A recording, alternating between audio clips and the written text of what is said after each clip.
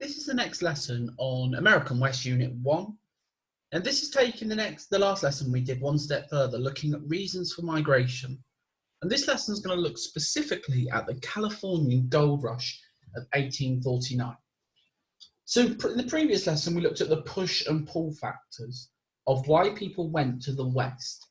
This lesson is specifically going to focus on the California gold rush of 1849. Now, what we need to understand is that in 1849, 100,000 people left the east of America to travel to California. This was because gold was discovered in the Sierra Nevada in California the year before. How did they get there? They traveled by the Oregon Trail. But what this lesson is going to look at is going to look at a few facts of the gold rush, but more importantly, it's going to look at the consequences of the gold rush, which is one of the assessment objectives for this exam. We need to be able to understand what changes the California gold rush caused for a range of people. So, this is the syllabus. If you have a look, we're on the first bullet point still. We did most of the first bullet point in another lesson, but this is going to focus specifically on the gold rush of 1849. Now then, as I've mentioned, the next people to move across the Great Plains to the west were people who were trying to get rich quick by finding gold. One consequence of the California gold rush is that the population grew significantly over time. So if you have a look at this PowerPoint, it states that the population of California rocketed from about 15,000 in 1848 to nearly 250,000 by 1852. In the space of 4 years, the number of people that came to California inflated hugely. Now, there's going to be a range of consequences that we're going to look at during this PowerPoint. And it's important that we think what happened because of the gold rush. Then we're going to actually look at an example 8 marker. So one consequence of the gold rush was the creation of mining towns. Now, a mining town is basically what it says. It's a town where there's mining. And these became very popular during significant gold rushes. If you have a look in the map in the bottom corner, any dot that's red is a space where there was a mining town. Now, a lot of mining towns in America today are basically empty. Why? Well, because there is no need for them anymore. The point of a mining town is to only be there for as long as there was something to mine, whether it be gold, silver, coal, or iron. Now, just have a look at this information. These towns thrive only when there is a supply. I'm only just going to underline that bit there. So once the gold ran out, it becomes a ghost town.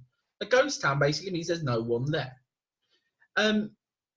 So a lot of these mining towns would have suffered from really high unemployment once the minerals that were being mined disappeared. So many people moved away. So you'd notice that mining towns were very much a short-term consequence of the gold rush. But what problems did they cause? You had saloons, equipment shops, brothels. Within these mining towns, you had thousands of men who were trying to find gold.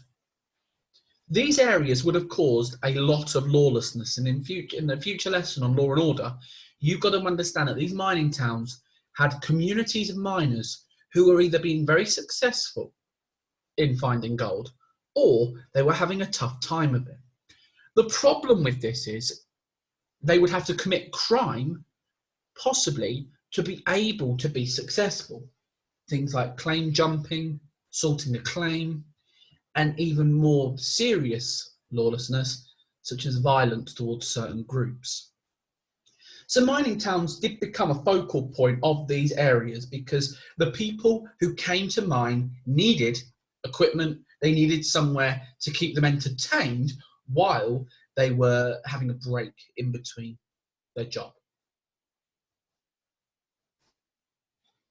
Now, another consequence, and one that people tend to remember, we've got to understand that it wouldn't just be people from America that came and did mining. You had people who were coming from other areas of the world. some for different reasons than others. One of these groups was the Chinese gold rush workers. So as I've said, it wasn't just Americans who arrived in California for gold. Another group were the Chinese. The reason the Chinese came to America was because of the Taiping Rebellion and famine in China. This pushed people from this area into areas where they could start again. And California was an area where they could try and start again. And by 1852, 25,000 Chinese migrants came to America to start again. Now, Chinese companies in San Francisco paid for Chinese laborers to come under the credit ticket system. It means that someone paid for them to come to America and they had to pay a debt back. The laborers paid for their ticket by working for a set time. The big problem for the Chinese gold rush workers was that there was severe racism against them by the American prospectors. By this, we're talking claim jumping, we're talking sorting claims, we're talking violence. In extreme cases, we are talking murder. The Chinese gold rush workers faced a large amount of discrimination, which turned into violence and action, which made their time in America very, very difficult. They didn't just give up though. The Chinese gold rush workers did go to work. The Chinese gold rush workers did find work. However, to find gold in the traditional methods was very difficult, as the American prospectors made their lives very difficult indeed. Now, when we're looking at the consequences of the gold rush, you've got a range of consequences here. Now, remember, a consequence can be numerous things. It can be short term, it can be long term, it can be good, it can be bad. It can affect a numerous number of people. So what we need to understand for this question is, number one, what is the consequence? And number two, what knowledge have you got to support it? That's exactly what this question requires. It's only 2 4 markers. So you need a good amount of knowledge, but you need to have an understanding of the consequence. Okay, what happened because of this event? It's very similar if I was to say to people, you know, what's the consequence of you not wearing school uniform when you're at school? What's the consequence of people becoming a smoker at a young age? You would list them quite easily. So you can quite easily think of consequences of certain events. So what we've got here is a range of consequences. I'm just going to go through a few of them, just to develop them a bit more for you. So here, first one we've got, non-Native American population rose to around 225,000 people. That's going to be negative for the Native Americans. It's going to ensure that people were passing through their Indian territory. It's going to also develop that possible conflict between Native Americans and white settlers. It's going to cause issues. It's going to cause racial tension between white settlers and Native Americans. And it did lead to some Native Americans based in California being murdered. There was a genocide of Californian Indians by migrants, as it says here. And it says genocide is the deliberate killing of large numbers of people because of their ethnicity. This definition fits the treatment of Californian Indians by white migrants. So the Californian Indians there was a genocide and mass killing of them because of this gold rush, because so many people, 225 to 300,000 people, were moving to California. That's a large increase when in 1848 there was only about 15,000. The government had to deal with the influx of people to California, which by 1855 reached 300,000, which is a huge amount. Gold from the US economy helped fund the railroad in 1862. The railroad's going to help develop the Oregon Trail. It's going to make it safer. It's going to allow for the economy to increase and boom. Prospectors could not find enough gold due to the demand. This led to them becoming farmers or leaving altogether. Because of this, there was a farming boom in California. People who couldn't find gold sometimes decided to stay and become a farmer, which in return would be quite successful for them due to the fertile land in California. Thousands came from all over the world, including 25,000 Chinese miners who sailed from Hong Kong. These 49ers came for their chance to make it rich and start a new life in cities like San Francisco. Problem with that, there was a significant, as it says here, racial tension. The racial tension led to claim jumping, it led to violence, it led to assaulting claims, it led to murder, it led to significant problems of lawlessness across the area, across the state. The gold rush attracted crooks, bandits, gamblers and outlaws who migrated to live in all-male communities which were full of violence, alcoholism and prostitution. Racism towards Chinese immigrants was seen as a problem, or claim jumping, where miners would steal other miners' claims to land. So you had claim jumping, you also had assaulting a claim, which we'll talk about in a future lesson in a bit more detail. But it's where basically people would sprinkle a tiny bit of gold onto land, sell it for a significant amount of profit, and basically con the person who they sold their land to. So all of these are consequences of the gold rush. I'm just going to show you an example of this question here. Explain two consequences of the California gold rush of 1849. It was the first ever question to come up on the EdXL GCSE paper. And this is an example. Now, how do you answer the consequence question? Firstly, you give the consequence. One consequence of this was this. And then you give evidence to support it. Explain what it led to. Okay? If you can explain two things it led to for each consequence, you'll guarantee yourself the marks.